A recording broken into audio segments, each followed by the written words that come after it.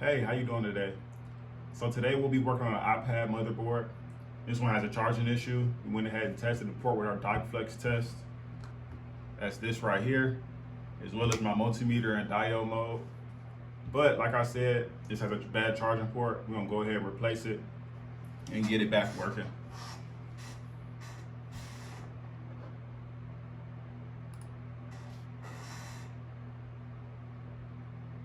So here's that charging port connector right here on the board.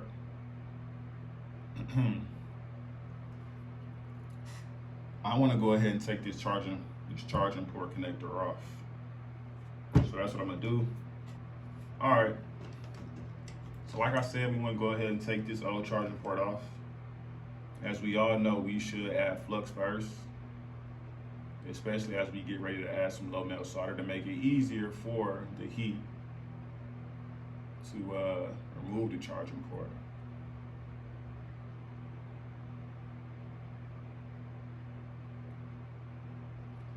I added a bunch, that's okay. Okay, cool, here's my low melt solder. Coming in hot. Just want to rub it over top of these pads or traces. It's one of them. I'm gonna say pads because the traces are the ones that's connected to the boards. The pads are the ones that's connected to, or pins maybe, are the ones that's connected to the charging port that we're about to take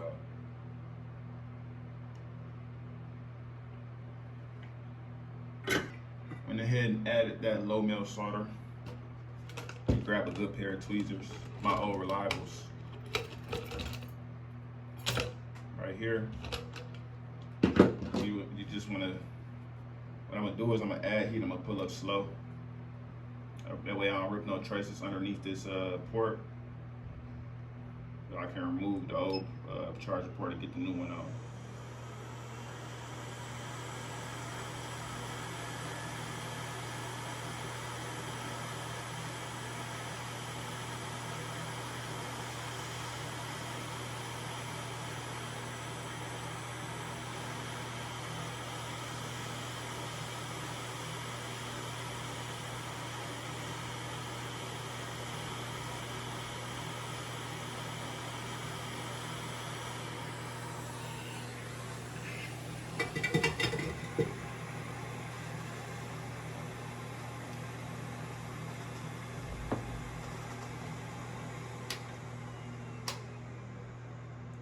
That was pretty quick, huh?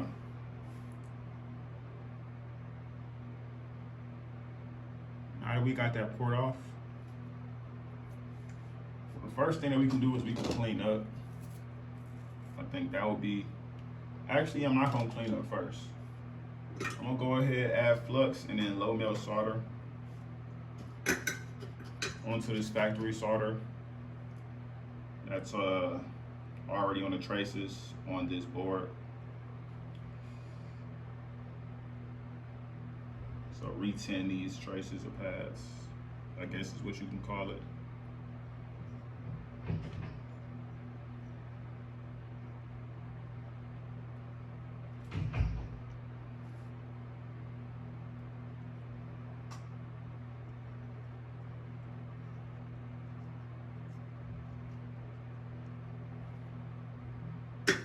Pretty simple. Not too complicated if you ask me. I just want to go in with the alcohol and clean it up.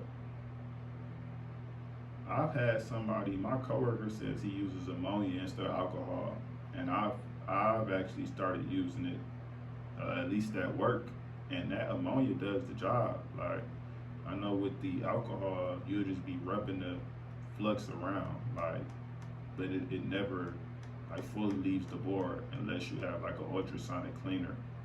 So it's not like the ammonia is perfect, but it at least does a better job in picking up that flux.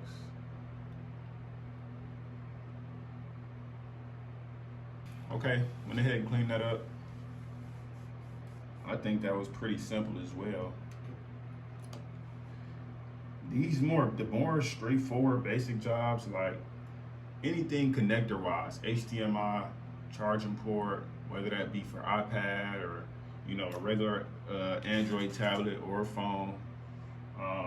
What else are some just really honestly HDMI and charging port? Those are some really basic, simple repairs that just starting off if you want to learn soldering would be good to kind of get into. And then it gets a little more difficult when you get into like diagnosing and doing motherboard repair, um, stuff like that, whether it be for laptops or iPhones, fault finding, understanding like, what is it called? Like circuit or power architecture, things like that. It gets more difficult. I think that's more in, I'm not 100% sure, but I don't know if that's more in line with like hardware engineering. But I think that I don't know if they're the ones who create the circuits. So I guess, I don't know, I think I heard Louis Rossman say like, well, they don't want to fix them. They can make them, or they can create and design the circuits, but they're not necessarily interested in fixing them because the money's not there as compared to like a corporate job. And then I've heard of something called hardware architecture, which I'm not 100% sure what that is, but I know they get paid more than hardware engineers. Well, really, if you put it together, hardware and architecture, you can kind of like make like an educated guess just based off those two words. But then I feel like the hard part is, okay, so what's the difference between hardware architecture and hardware engineering? If the hardware engineer designs the board and all that stuff too, then what does the hardware architect do? You know, I was thinking about doing hardware architecture, even though I'm a computer science major, and just seeing where that get me.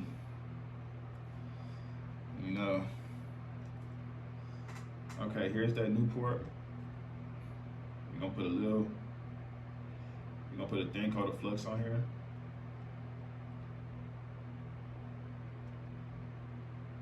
Thin coat. Nothing too crazy.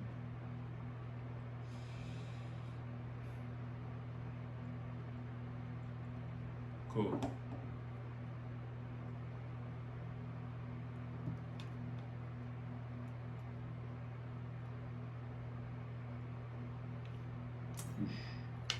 Okay. Now you want to line the hose up with the hose on the board. So like, boom, that's one right there, and then the other one's over here. You got those little hoses lined up. This is just how you know how to line it up correctly, so that the pads are on the traces on the board.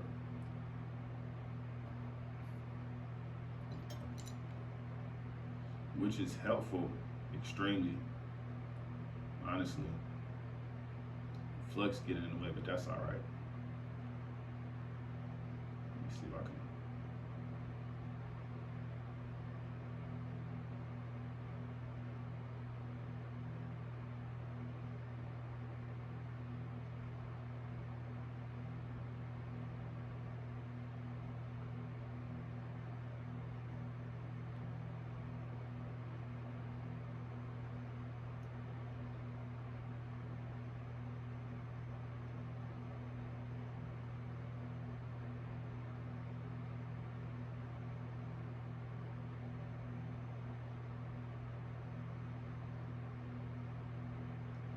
Now that we got that lined up, just add a little more flux just to be safe, honestly. You don't need no mishaps, no backtracking. Okay. Let's go ahead and add some solder so this can stay in place.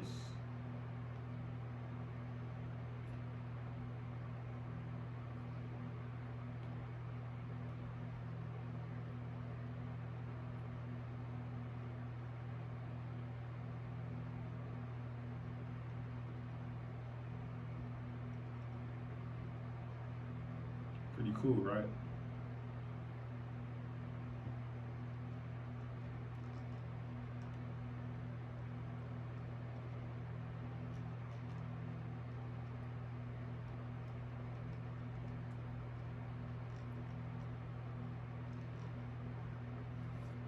Okay, I'm gonna go ahead and clean this one up one more time. Never want to leave no mess, you know?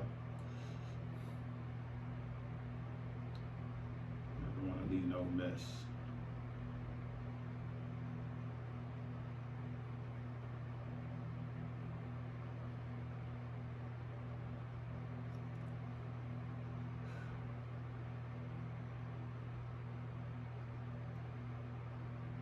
But yeah, no, I really want to get into like the hardware engineering and hardware architecture.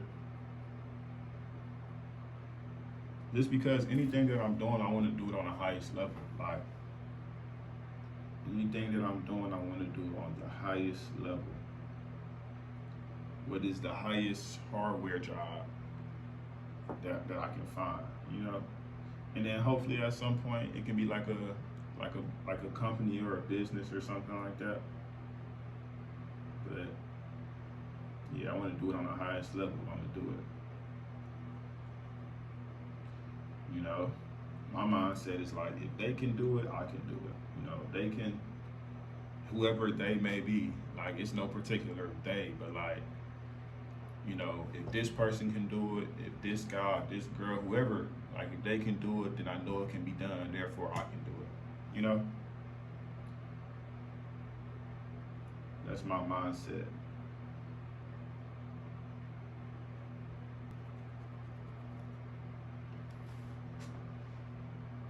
Okay, that looks good, if you ask me. So before I go ahead and put this one together, I want to make sure that I test it, because I don't want to do extra work. You feel me? I want to do it one time and test it, and hopefully it works. But if it doesn't, at least I catch it before I go and put the whole thing back together. You know, I'm not, the goal ain't, for me the goal ain't speed, but the goal is efficiency. Like, because sometimes you might be trying to go fast and then you gotta stop and go back. I think that's kind of like slow and steady wins the race, you know? Because like I'm saying, my goal not speed, my goal is efficiency, but I think that's the difference. Like, take your time, well, not necessarily take your time, but just do everything right the first way. Like, no wasted motion or no wasted movement. You see what I'm saying? Like, I think that's what I mean when I say efficiency. And that's gonna lead to speed. That's gonna lead to, you know, smooth, like stuff like that. Slow and steady, I guess you could say. Not necessarily slow though.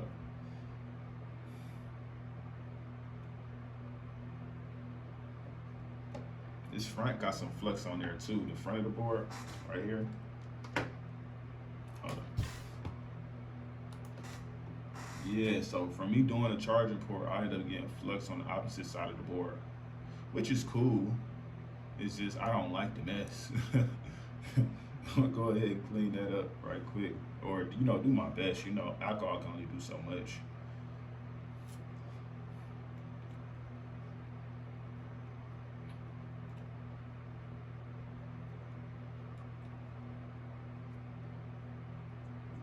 If not, it's fine though. Like, it's no big deal.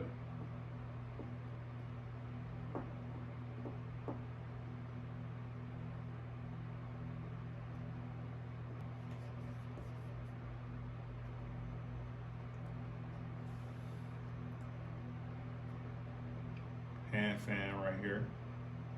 Try this little thing off. Okay, cool. Okay, cool. That's better, right? Yep. That's better. Okay. Now, as I said before, you do not want to put it together without testing it first. I don't have my top view today, but I will walk, you know, I'll just walk through the process just so everybody can understand how to test a charging port, you know. That way when y'all go ahead and y'all do y'all first iPad charging port, y'all gonna know exactly what to look for. Because Colin, you know, covered this. I went over it, you know. And you can always refer to the video if you need a refresher. Or just subscribe to the channel, you know? Or just subscribe to the channel.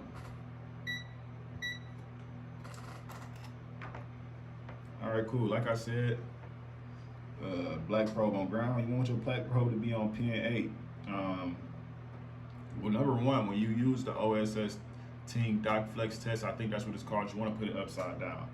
So you want it to be upside down. Okay, cool. Now that it's upside down, you want your red probe to be on ground. That's in diode mode, not just with the Dock Flex test. In diode mode, you want red probe to be on ground. In this case, ground is pin 8 of that Dock Flex test. And then you want to use the black probe to measure. So 0.749 is the first value I got on pin. This pin is not numbered, so I'm gonna just say 7. Pin 7 0.7 volts. Pin 6 0.7 volts. Pin 4 is an open line, but it's supposed to be like that. Pin 3 0.7 volts. Pin 5 0.5 volts. Pin 1 0.5 volts. Pin 2 0.7 volts.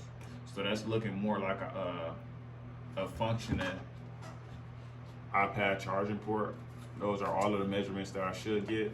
If you don't get those measurements, if you get something that says OL or open line, and you should get a diode mode measurement, you should get a voltage drop between those 2 points, then you know that you have a faulty charging port. You know, so don't never say I ain't told you. I told you. Okay, now, nice. I'm gonna go ahead and put this one together, and then I'm gonna show you. I'm gonna show you that it worked.